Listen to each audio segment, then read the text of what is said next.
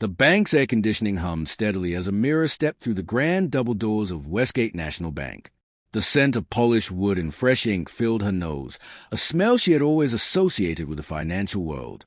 Her mother, a woman of unmatched ambition, had always told her that banks were where power resided. Yet today, Amira felt none of that power as she clutched a neatly folded stack of bills in her hand, eager to make her very first deposit.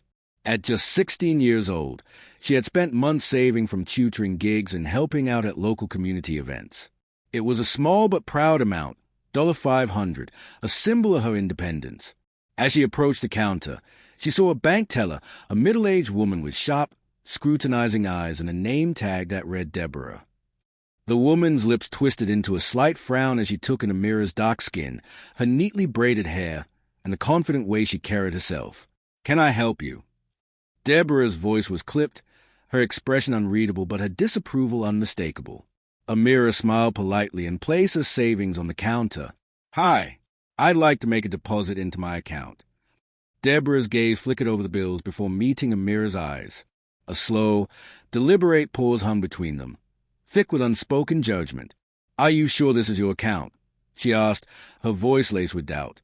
"Yes," Amira replied firmly, pulling out her bank card and ID. "I opened it a few months ago." Deborah barely looked at the documents. Instead, she folded her arms, arching an eyebrow. "Where did you get this money?" Amira's heart clenched at the implication. She had heard stories from her mother and older cousins, about how people sometimes assumed the worst about black youth. But to experience it firsthand, it sent a shiver down her spine. "I earned it," Amira said, keeping her voice steady. "Tutoring and working." Deborah let out a dry, humorless chuckle. "That's quite a bit of cash for someone your age. Are you sure you didn't find it somewhere?" Amira's hands curled into fists at her sides, her nails pressing into her palms. She forced herself to stay calm, reminding herself of the lessons her mother had instilled in her. Stay composed. Stay firm. "I'd like to deposit my money," she repeated. Deborah sighed dramatically, as if indulging her in some grand favor. "Fine. Let me see the bills." Amira slid them forward, but the teller didn't take them. Instead, she narrowed her eyes further. "These look suspicious. I'll have to verify them." Amira's stomach twisted. Suspicious? She had counted and recounted those bills before leaving home. They were crisp, straight from the ATM. Deborah picked up the bills and examined them under the light. Then, in an exaggerated motion, pulled out a marker and began checking each one. She glanced at Amira every few seconds, as if expecting her to flinch, to crack under pressure. A few minutes passed, but it felt like hours. "I'm sorry," Deborah finally said, though she didn't sound sorry at all. "I can't accept this deposit. These bills, they don't seem legitimate." Amira's jaw clenched. "What? But I just got them from the ATM this morning."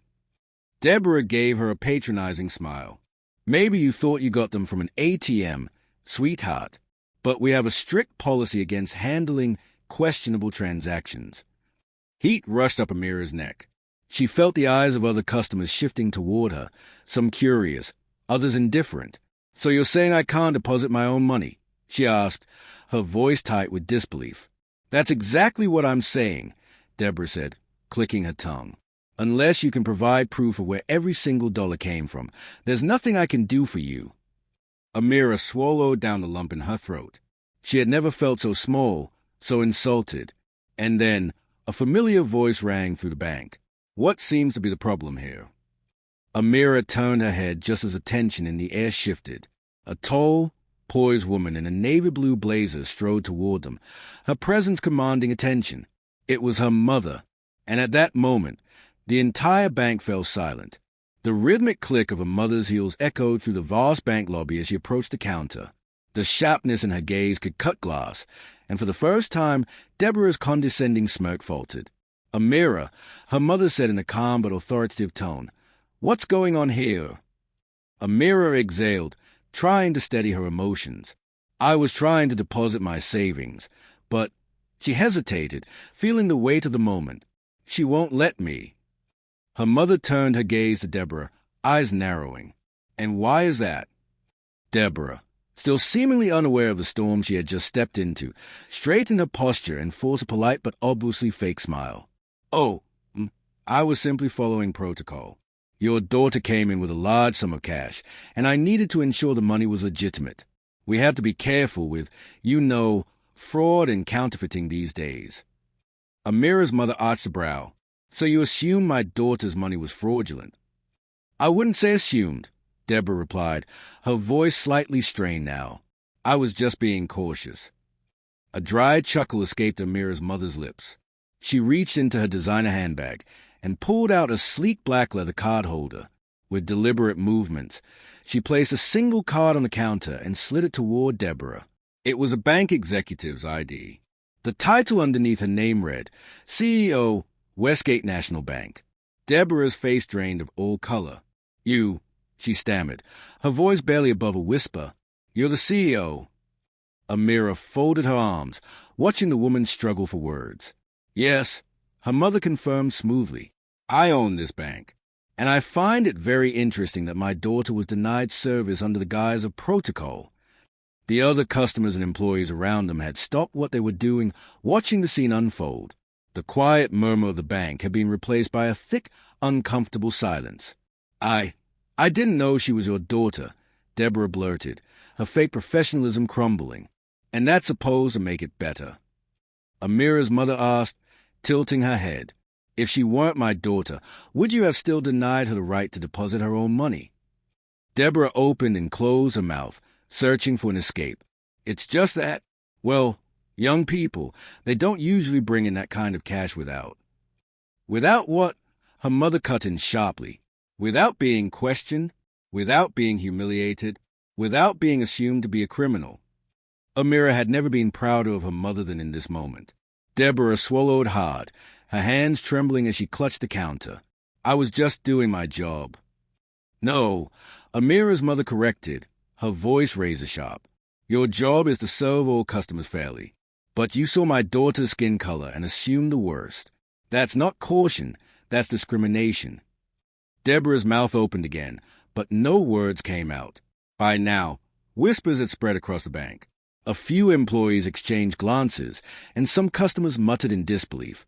The weight of what had just transpired hung heavy in the air. Amira's mother straightened her shoulders, exuding the same effortless authority she always had at home. "You've just embarrassed not only my daughter but this institution.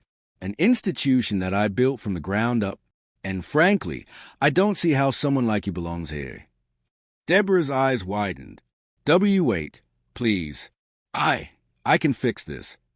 Amira's mother didn't even blink. "Oh, you will, but not in the way you think."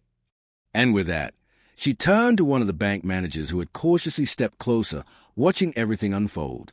"Step into my office. We need to discuss your staff training, starting with her." Deborah looked as though she might faint. Amira exhaled, the weight of the moment settling in. She had walked in hoping to make a simple deposit. Instead, she had exposed a bitter truth, one that her mother was about to correct. And as they walked toward the executive offices, Amira knew that Deborah's regret had only just begun. The heavy wooden doors of the executive office shut behind them, muffling the hushed whispers still rippling through the bank lobby. Amira had never been in this part of the bank before. Her mother had always kept work and home life separate. But today was an exception. Inside the office, sleek leather chairs and towering bookshelves framed a grand mahogany desk. A large window overlooked the bustling city streets below, but the tension inside the room was far more intense than anything happening outside. Deborah stood awkwardly near the door, her face pale and her hands clasped in front of her. The bank manager, a well-dressed man named Mr. Calloway, adjusted his tie nervously as he settled into one of the chairs. Amira's mother took a seat at the head of the desk, her presence alone commanding the room. "Sit," she instructed. Deborah hesitated for a fraction of a second before obeying. Silence stretched between them before Amira's mother finally spoke. "Tell me, Deborah," she began, voice smooth but laced with steel, "how long have you been working at this bank?" Deborah's fingers twitched in her lap. 15 years. 15 years, Amira's mother repeated, nodding. "And in those 15 years, how many times have you refused to process a deposit for a minor?" Deborah's lips parted, but no sound came. She glanced at Mr. Calloway as if searching for support, but the manager remained silent, his jaw tight. Amira's mother leaned forward, hands clasped atop the desk. "Let me guess. If my daughter had been a young white girl with the same amount of money, you wouldn't have batted an eye, would you?" I was just following protocol," Deborah stammered, but her voice wavered. "I had to verify." "Enough," Amira's mother interrupted, her patience thinning. "The only thing you verified today was your own bias. You humiliated my daughter in front of an entire bank full of customers. You assumed she was a criminal without a shred of evidence. And the worst part? You did it without a second thought." Deborah's eyes darted to Amira, perhaps hoping for sympathy, but Amira only stared back, her arms folded tightly across her chest. Mr. Calloway cleared his throat, finally speaking. He addressed Amira's mother carefully. "This is, of course, an incredibly serious situation. I assure you, we do not tolerate any form of discrimination at Westgate National Bank." Amira's mother shifted her gaze to him. "Then why did it happen?" Mr. Calloway hesitated. I can't answer that." "I can," Amira's mother said, tilting her head slightly. "Because while you may claim this bank has zero tolerance for discrimination, you've allowed employees like Deborah to work here unchecked for 15 years. That tells me that either no one has reported a behavior before, or that when they did, nothing was done about it." Deborah's face turned a deep shade of red. I've never had a complaint filed against me," she said quickly, grasping at straws. Amira's mother smirked. "And how many customers walked away quietly, feeling too small to fight back? How many people left this bank feeling just like my daughter did today? Unseen, unheard, undervalued." The silence in the room was suffocating. Mr. Calloway sighed, rubbing his temple. "What would you like us to do?" Amira's mother studied Deborah for a long moment before finally delivering her verdict. "I expect an immediate internal review of all customer-facing employees, starting with their training on racial bias," she said firmly. "I want a full report on how often minority customers, especially young ones, are questioned about their transactions compared to white customers." Deborah shifted uncomfortably. "And as for you," Amira's mother turned her full attention to the teller. "Your employment here is terminated, effective immediately." Deborah gasped. What? "No, please." "This is not up for debate," Amira's mother cut in, her tone ice cold. "Your actions today have cost this bank more than just one customer's trust. They have exposed a systemic issue, one I intend to fix." Tears welled in Deborah's eyes, but there was no sympathy to be found in the room. I've worked here for years," she choked out. "I didn't mean." "You didn't mean to get caught," Amira's mother corrected. "But you did. And now, you have to face the consequences." Deborah turned to Mr. Calloway in a final desperate attempt. "Please, sir." Mr. Calloway exhaled deeply. "Deborah, I'm sorry," he said, but there was no real remorse in his tone. He knew as well as everyone else that this was the only outcome. "You're dismissed." Deborah let out a small, broken sound before lowering her head in defeat. Slowly, she stood and shuffled toward the door. She paused just before exiting, turning to look at Amira. But Amira didn't flinch. She didn't say a word. And as Deborah disappeared from the office, Amira finally felt the weight on her chest begin to lift. Her mother turned to her and reached out, squeezing her hand. "Are you okay?" Amira nodded. "Yeah, I think I am." Her mother smiled warmly. "Good, because this isn't just about today. This is about every day moving forward. Things will change, and you just helped make that happen." Amira exhaled deeply, a newfound strength settling in her bones. She had walked into the bank as just another customer. She had walked out as a catalyst for something bigger. And Deborah? She had learned the hard way that racism had no place in her mother's bank. As Amira and her mother exited the executive office, the bank lobby had returned to a tense normalcy. Customers still sat in chairs waiting for their turn. Tellers continued assisting people at the counter, and the hum of business carried on. But something had changed. The employees stole nervous glances toward Amira and her mother, undoubtedly aware of what had just taken place behind those closed doors.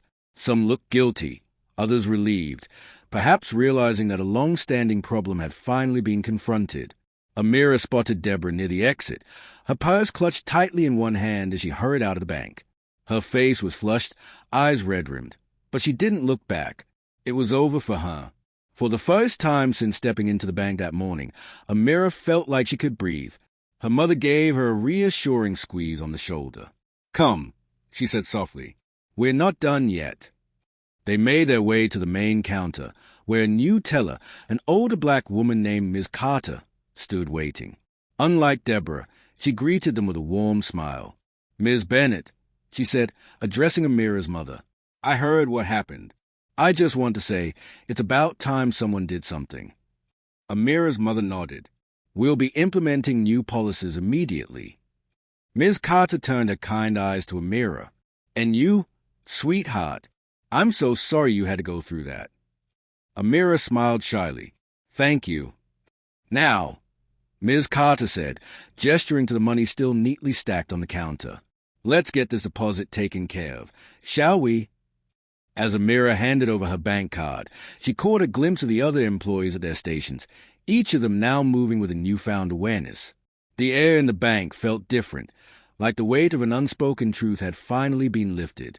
After a few moments, Ms. Carter slid the receipt across the counter with a wink. "There you go, darling. Your money's safe." Amira grinned, holding the small slip of paper like a badge of honor. As they turned to leave, Mr. Calloway, who had been standing nearby, stepped forward hesitantly. "Ms. Bennett," he said to Amira's mother, "I just wanted to say, we appreciate your leadership, and I'll personally ensure that the training sessions you requested start immediately." Her mother gave a curt nod. "See that you do." Then, without another word, she guided Amira toward the exit. As they stepped outside into bright afternoon sun, Amira exhaled deeply. The events of the day still lingered in her mind, but something inside her felt different, stronger. She turned to her mother. "Did you always know you wanted to run a bank?" Her mother chuckled. "No, sweetheart, but I always knew I wanted to be in a position where I could create change." Amira thought about that as they walked toward the car. Today, she had been humiliated. Today, she had been underestimated. But today, she had also witnessed the power of standing up for herself and the impact it could have. And for the first time in her life, she realized that maybe, just maybe, she wanted to follow in her mother's footsteps. The ride home was quieter than usual, but it wasn't an uncomfortable silence. Amira stared out the window, watching the city pass by in a blur of glass and steel, her mind replaying the events of the day. The confrontation, the humiliation, the justice. She had never seen her mother in that light before, so commanding, so unshakable. She had always known her as a strong woman, but today she saw why people respected her. She didn't just run a bank, she ran it with integrity. And when someone crossed a line, she wasn't afraid to remind them whose bank they were standing in. Amira turned toward her mother, who was focused on the road, her expression unreadable. "Mom!" Her mother hummed in acknowledgement, keeping her eyes ahead. "How did you do it?" Amira asked, "How did you stay so calm? If that had been me, I don't think I could have handled it the way you did." Her mother let out a soft chuckle. "Oh, sweetheart, you think I was calm?" Amira blinked. "You look calm." Her mother sighed, glancing at her briefly before returning her focus to the road. "I wasn't. Every part of me wanted to yell, to demand answers, to make a scene. But power isn't always about raising your voice. Sometimes it's about knowing when to use it." Amira absorbed that, letting it settle deep in her bones. "I was so mad," she admitted, voice softer now. "When she looked at me like that, when she talked to me like I was less than, I didn't know what to do." Her mother nodded, understanding.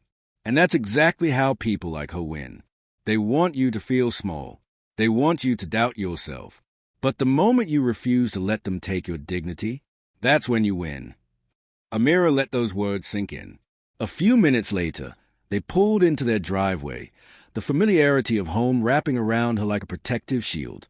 The house, with its neatly trimmed hedges and sunlit porch, felt like the safest place in the world, a place where no one would ever question her worth. As they stepped inside, Amira set her purse down and hesitated for a moment before turning to her mother. "I think I want to learn more about the bank," she said carefully. Her mother raised a brow, clearly surprised. "Oh!" Amira nodded. "I mean, not just because of today. I've always thought banks were boring, to be honest." She laughed lightly. "But I never realized how much power they hold, how much influence. You don't just manage money, you manage people's futures." Her mother studied her for a long moment, then smiled. "That's very true. I don't know if I want to run a bank one day," Amira admitted, "but I do want to understand how things work. I want to be able to walk into places like that and know exactly what my rights are. I don't ever want to feel powerless again." Her mother's smile widened, and she reached out, gently tucking a stray braid behind Amira's ear. "You won't," she promised. "And if you're serious, we can start tomorrow. I'll teach you everything I know." A slow, determined grin spread across Amira's face. "I'd like that." Her mother gave her a knowing nod, as if she had been waiting for this moment all along. Because today hadn't just been about a deposit. It had been about something much bigger. It had been about claiming her space, about demanding respect, about standing firm in who she was. And now, as she sat at the dining table with her mother, ready to learn, she knew one thing for certain. This was just the beginning.